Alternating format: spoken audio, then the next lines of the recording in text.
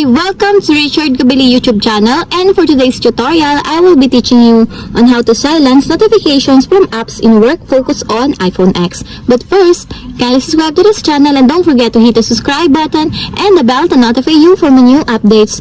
And let's start. Using your iPhone X, from your home screen, first go to Settings. Then in the Settings, scroll down and find the Focus, then click.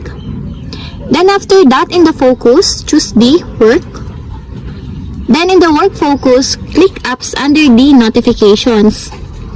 Then after that, in the Notifications, as you will see that the Silence Notifications from is disabled. Then all you have to do is just click this to enable until there's a check mark on the side.